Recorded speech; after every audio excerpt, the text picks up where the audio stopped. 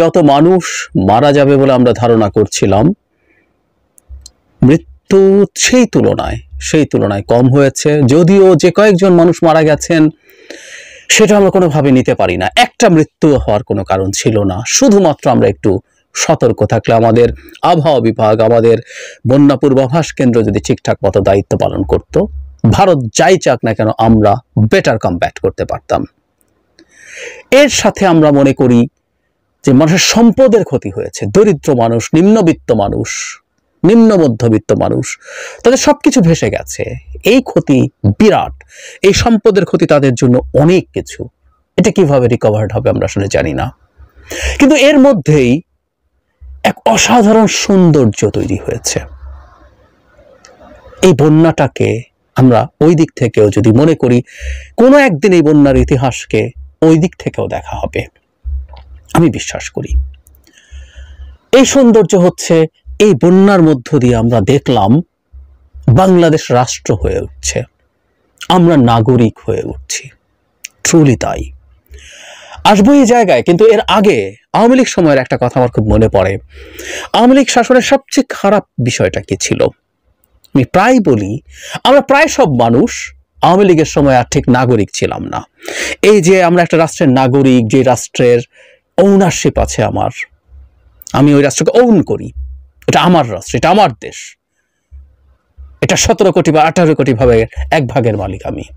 শেখ হাসিনা, খালেদা জিয়া, তারেক রহমান যতটুকু ওন করেন, আমিও ততটুকু ওন করি। এই একটা বোধ যে থাকা, এই বোধটা শেষ হয়ে গিয়েছিল।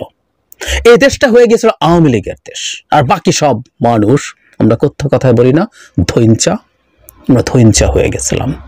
আমাদেরকে ওই রকম জায়গায় নিয়ে যাওয়া হয়েছিল। আওয়ামী লীগের লোকজনের মুখে ঠোঁটে বিদ্রুপের হাসি আমরা দেখতাম। তারাই মানুষ, আমরা নই, আমরা মানুষ। ফলে রাষ্ট্রকে আমরা ওন করছিলাম না। এবং খেয়াল করলে আমরা দেখব, এমন হয়েছে আওয়ামী লীগের সময়ের বাংলাদেশ যখন সারা পৃথিবীতে বিভিন্ন জায়গায় নেগেটিভ পরিস্থিতিতে পড়েছে, মানে কি এক অবিশ্বাস্য ব্যাপার। আমার দেশ কাগজে কলমে, ওইটার সময় আমাদের দেশ ছিল না, কাগজে কলমে আমার দেশ দুর্নীতিতে এই হয়, অন্যান্য খারাপ জায়গায় প্রেস ফ্রিডম ইন্ডেক্সে খারাপ করে, আমরা ওই দেশের চাইতে পিছিয়ে আছি, আমরা উগান্ডা চাইতে খারাপ করছি, আমরা পাকিস্তানের চাইতে খারাপ করছি। এগুলো নিয়ে আমরা অনেকেই আনন্দ প্রকাশ করেছি। আমি নিজেও এই বিষয়গুলো নিয়ে কথা বলেছি, লিখেছি, বলেছি। এবং রাষ্ট্রের এই যে একটা সংকটের জায়গায় যাওয়া, খারাপের দিকে যাওয়া, এটাকেও আমরা টু সাম এক্সটেন্ট সেলিব্রেট করেছি, কারণ ওটা আওয়ামী লীগের দেশ হয়ে গিয়েছিল, ওটা আমাদের দেশ ছিল না তখন। যে আওয়ামী লীগকে আমরা বিপদে ফেলার জন্য, চাপ তৈরি করার জন্য ওটা দেখাতাম যে তুমি দেশকে এই করেছো, এটা তোমার দেশ, তুমি এই করেছো। এই একটা দিক কিন্তু ছিল, সিরিয়াসলি ছিল। আমরা আমাদের দেশ মনে করছিলাম না, যেখানে যেখানে যেটা হচ্ছিল একইভাবে বহু ক্ষেত্রে হয়েছে। এবং আমরা একটা জিনিস মনে করতে পারি যে বাংলাদেশে যখন অর্থনৈতিক সংকট শুরু হলো, বিশেষ করে ডলার ক্রাইসিস শুরু হলো, অনেকে আমাকে এই প্রশ্ন আমার ভিডিওতে করেছেন। আমি যখন টিভি টক শোতে গেছে, আমাকে সরাসরি প্রশ্ন করা হয়েছে বাংলাদেশ শ্রীলঙ্কা হচ্ছে কিনা। আমি প্রথম থেকে একটা কথা বলেছি, বাংলাদেশ আসলে শ্রীলঙ্কা হবে না। আওয়ামী লীগ ক্ষমতায় থাকলেও শ্রীলঙ্কার পর্যায়ে যাবে না। কেন যাবে না, এটা অন্য আলোচনা। কিন্তু যেটা বলছি যে মানুষ মনে করছে বাংলাদেশ যদি শ্রীলঙ্কা হয়ও, তারপরও হাসিনা রেজিমের পতন হোক। বাংলাদেশ শ্রীলঙ্কা হয়ে গেলে কিন্তু হাসিনার এবং তার বিরাট একটা যে লোকজন আছে যারা তার সাথে ছিলেন, তাদের কিছু আসতো যেত না। শেখ হাসিনা এবং তার সাঙ্গপাঙ্গরা এমন পরিমাণ সম্পদ অর্জন করেছিলেন, সেটাতে তাদের বহু প্রজন্ম, মানে আমি শেখ হাসিনার ফ্যামিলির কথা বলছি না, অনেক নিচু টায়ারের যে কেউ, তারা বহু প্রজন্ম অসাধারণ জীবন কাটিয়ে যেতে পারত। দেশ যদি শ্রীলঙ্কা হয়ে যেত, বিপদে পড়তাম আমরা। তারপরও আমরা অনেকে চেয়েছি দেশ শ্রীলঙ্কা হোক, শেখ হাসিনা রেজিমের পতন হোক। তার মানে ওই রাষ্ট্রটা শেখ হাসিনার রাষ্ট্র ছিল, ওই রাষ্ট্রটা আমরা ওন করছিলাম না। এই বন্যায় দেখলাম আমরা আসলে এই গণঅভ্যুত্থানের পর বাংলাদেশকে আমরা রাষ্ট্র মনে করতে শুরু করেছি। এটা শেখ হাসিনার একটা মধ্যযুগীয় সাম্রাজ্য না, এটা একটা রাষ্ট্র, এটা একটা রিপাবলিক, এবং আমরা এর নাগরিক। এই বোধেরই কি চমৎকার সব বহিঃপ্রকাশ। মানুষ দল বেঁধে নৌকা স্পিডবোট নিয়ে বিভিন্ন দেশের বিভিন্ন জায়গা থেকে ফেনী, কুমিল্লা, নোয়াখালী বিভিন্ন এলাকায় যাইতে শুরু করেছেন। রীতিমতো জ্যাম লেগে গেছে, মানে প্রথম দেখা যাচ্ছিল যথেষ্ট বোট ছিল না। এই যে আমরা বললাম আমাদের ধারণার তুলনায় মৃত্যুর সংখ্যা আসলে অনেক কম, এই অবিশ্বাস্য চেষ্টার ফসল সেটা। কি অসাধারণভাবে ফেসবুকে প্রত্যেকটা নিডি মানুষের তথ্য আছে, মানুষ ছড়িয়ে দিচ্ছে, মানুষ ওখানে গিয়ে পৌঁছে যাচ্ছে। বিদ্যুৎ নাই, মোবাইল নেটওয়ার্ক নাই, এর মধ্যেও মানুষ তার রেস্কিউ অপারেশন করেছে।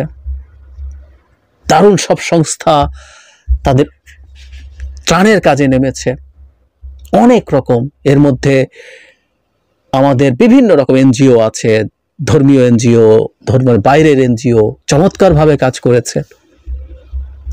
মানুষ তার নিজের দান কিভাবে পৌঁছে দিচ্ছে ঢাকা ইউনিভার্সিটিতে। গতকাল একটা আলোচনা সভায় গিয়েছিলাম এবং সন্ধ্যার সময় আমি যখন সেখান থেকে নামি বেরোই, দেখি এক এলাহির কাণ্ড। ট্রাকের পর ট্রাক আসছে, ত্রাণ নিয়ে আসছে। আমরা দেখছি এক এক দিনে কোটি টাকা টিএসসিতেই জমা হচ্ছে। আমি দেখলাম আসসুন্নাহ ফাউন্ডেশন সম্ভবত একদিনে 20 কোটি টাকা চাঁদা পেয়েছেন। এবং একটা তথ্য আমাদের সামনে অসাধারণভাবে আসলো, একটা মন্দির তাদের পূজার বাজেট কাটছাট করে ডোনেট করবে, আসসুন্নাহ ফাউন্ডেশনে তারা ডোনেট করেছেন। আমরা এইরকম একটা বাংলাদেশ দেখতে চেয়েছি, এই রকম একটা বাংলাদেশ দেখতে চাই যেখানে বহু শত্রু, বহু ভেস্টেড ইন্টারেস্ট গ্রুপ সেটা বাংলাদেশের বাইরে দেখাতে চাইবে যে এখানে এক বিভৎস পরিস্থিতি আছে আমাদের হিন্দু সম্প্রদায়ের মানুষের মধ্যে। কিন্তু না, আমরা এই রকম একটা সম্প্রীতির বাংলাদেশ গড়ে তুলতে চাই। যে কথাটা বলছিলাম, এই যে মানুষ ঝাঁপিয়ে পড়লো, এই এক অভাবনীয় ব্যাপার। আমরা এভাবে যদি চিন্তা করি, এই ঘটনাটা সময় আওয়ামী লীগ ক্ষমতায় আছে, ঠিক এই পরিস্থিতি কি হতো? আমি এটা মানতে প্রস্তুত যে আওয়ামী লীগ থাকলেও এই দরিদ্র মানুষগুলোই বিপদে পড়তো। ওদের প্রতি আমাদের ফিলিং আসা উচিত ছিল। আমরা অনেকে সেটা রেসপন্ডও করতাম, কোনো সন্দেহ নেই। কিন্তু এই মারাত্মক যে এনথুজিয়াজম আমাদের এখন দেখতে পাচ্ছি, এই যে দুর্দান্ত উৎসাহ উদ্দীপনা দেখতে পাচ্ছি, আমি ধারণা করি সেটা হয়তো পেতাম না। এই উদ্দীপনা আসলে নাগরিক হয়ে ওঠার উদ্দীপনা। আমি নাগরিক, আমি রাষ্ট্র ওন করি, এই রাষ্ট্রে আমার বলার জায়গা আছে, আমি বলতে পারি, আমি করতে পারি, এবং আমি স্বপ্ন দেখি অল্প কিছুদিন বা আরো কিছুদিন পর আমি আমার প্রতিনিধি নির্বাচন করতে পারবো, আমি তাকে পাল্টাতে পারবো, আমি তাকে চাপ দিতে পারবো আমার জন্য এটা করো ওটা করো। আমি দেখতে চাইতে পারবো এমন সরকার আসছে যার কেন্দ্রে মানুষ, নাগরিকরাই প্রধান। ওর যাবতীয় প্রকল্প, সেটা ইনফ্রাস্ট্রাকচার হোক বা অন্য কিছু হোক, তার কেন্দ্র হচ্ছে মানুষকে ভালো রাখা। যখন আমরা নিজেদেরকে ইভ্যালুয়েটেড দেখতে পাই, যখন আমরা নিজেদেরকে মূল্যায়িত দেখতে পাই, তখন সেই যে উদ্দীপনা, উৎসাহ হয়, সেই যে অনুভূতি হয়, সেই অনুভূতির সাথে কিছুরই তুলনা হয় না। কোনোভাবেই এরকম একটা বন্যা হোক আমরা চাইতাম না। কিন্তু এই খুব খারাপ একটা দিকও এই অসাধারণ একটা সৌন্দর্য তৈরি করে গেল। আমাদের গণ অভ্যুত্থানের খুব অল্প দিনের মধ্যেই ঘটনাটা ঘটলো, 2 সপ্তাহের মাথাতেই। এই 2 সপ্তাহের মাথাতেই ঘটে যাওয়া এই ঘটনাটা আমাদের একটা পরীক্ষা দিল।